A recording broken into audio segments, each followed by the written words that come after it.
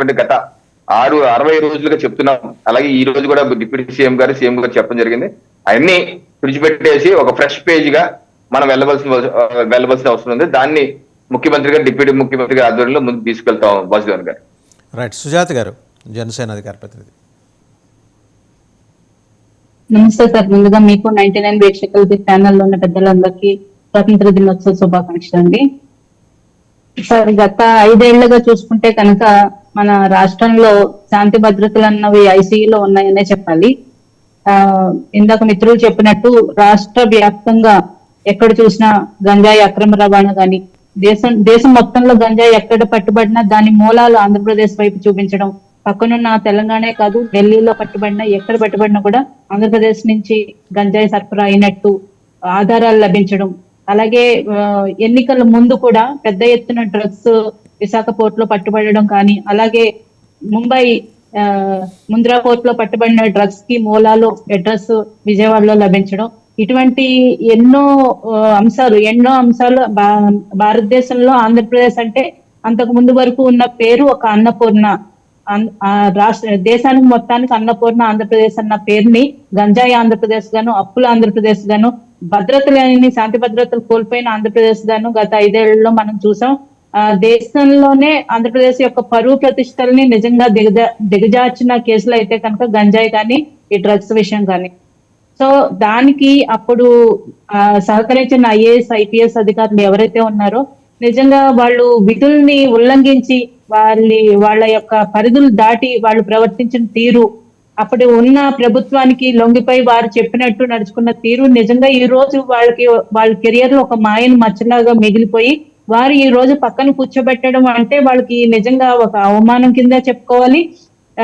వారు ఎంతో కష్టపడి వస్తారు సార్. ఐఏఎస్ ఐపీఎస్ ఆఫీసర్స్ అంటే మన ప్రిలిమ్స్, మెయిన్స్, ఈ తర్వాత ఇంటర్వ్యూలు, ర్యాంకులు, ఎంతో మంది కాంపిటీషన్, దేశం మొత్తం మీద ఎంతో మంది కలలుగానే ఉద్యోగం. అది ఎంతో ప్రతిష్టాత్మకమైన సర్వీస్, ఇండియన్ అడ్మినిస్ట్రేటివ్ సర్వీసెస్ కానీ పోలీస్ సర్వీసెస్ కానీ.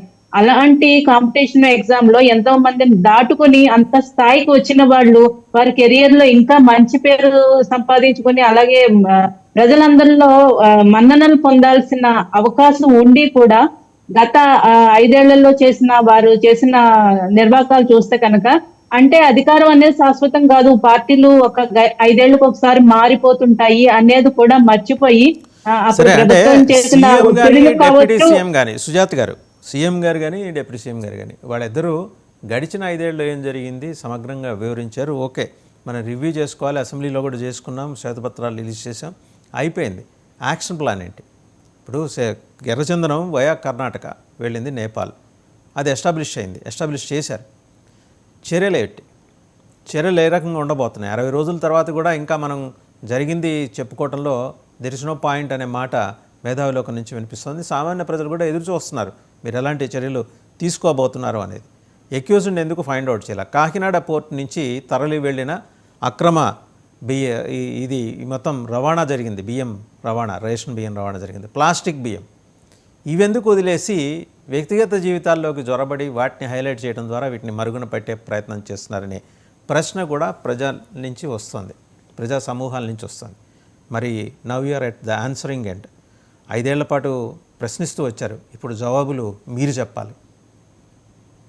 ఖచ్చితంగా సార్. ఎవరైతే దీనికి అటు ఎర్రచందనం కానీ ఇటు రేషన్ బియ్యం అక్రమ రవాణాలో కానీ ఇంకా ఎన్నో శాఖల్లో సార్, గనుల శాఖలు కానీ అలాగే మైనింగ్ లో కానీ మొత్తం 1,00,000 కోట్ల రూపాయల ప్రజాధనం దుర్వినియోగం అయింది. అది సీఎం గారు చెప్పింది, మొత్తం క్రక్స్ ఆఫ్ సీఎం స్పీచ్ అది. సో ఈ 1,00,000 కోట్ల రూపాయలకి జరిగిన దుర్వినియోగానికి సంబంధించి జవాబుదారీ వ్యవస్థలు మెరుగ్గా పనిచేస్తున్నాయా? సిఐడి ఇంకా వైసీపీ ఐడిగానే మిగిలిపోయిందా? ఖచ్చితంగా సార్. అంటే ఐపీఎస్ సర్వీసెస్ అంటే జగన్మోహన్ రెడ్డి గారి పొలిటికల్ సర్వీసెస్ గా వాళ్ళ ఒక కార్యకర్తల్లాగా కొంతమంది అధికారులు వ్యవహరించడం అనేది ఈ రోజుకి కూడా ఆ శాఖల్లో వారి మనుషులు ఉండి ఫైల్ మాయమైపోవడం కానీ, ఫైళ్లు ధ్వంసం అవ్వడం కానీ ఇంకా చూస్తూనే ఉన్నాం. ఎర్రచందనం విషయంలో తీసుకుంటే కనుక టీడీపీ గవర్నమెంట్ లో ఉన్నప్పుడు ఎర్రచందనం వేలంపాట ద్వారా 1,600 కోట్ల రూపాయలు ఆ రోజు 1,600 కోట్ల రూపాయలు మన ప్రభుత్వానికి ఖజానికి ఖజానాకి ధనం వస్తే కనుక వైసీపీ గత 5 ఏళ్లలో కేవలం 400 కోట్ల రూపాయలు. అలాగే ఎర్రచందనం స్మగ్లర్ ని 13,000 మంది స్మగ్లర్ ని టీడీపీ హయాంలో అరెస్ట్ చేయడం జరిగింది. అదే వైసీపీలో కేవలం 4,000 మంది స్మగ్లర్లు.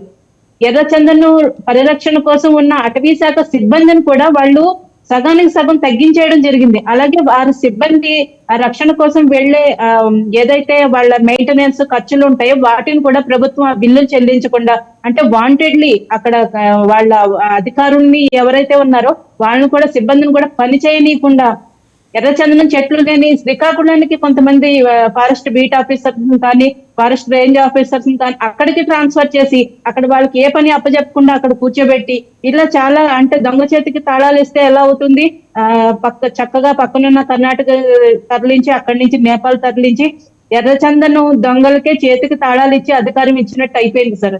ఇది చాలా ఓపెన్ సీక్రెట్, ప్రతి ఒక్కరికి తెలుసు. ఎర్రచందనం స్మగ్లర్ ఒక ఆయనకి ఎమ్మెల్యే టికెట్ కూడా ఇవ్వడం జరిగింది గత వైసీపీ పార్టీ గత ఎన్నికల్లో. అవన్నీ అయిపోయినాయి. సరే, ఏం చర్యలు తీసుకుంటారు? ఒకసారి ఊట సురేంద్ర గారి దగ్గరికి వెళ్ళండి. ఎందుకంటే అందరూ కూటమి ప్రభుత్వంలో భాగస్వామ్య పక్షాలు.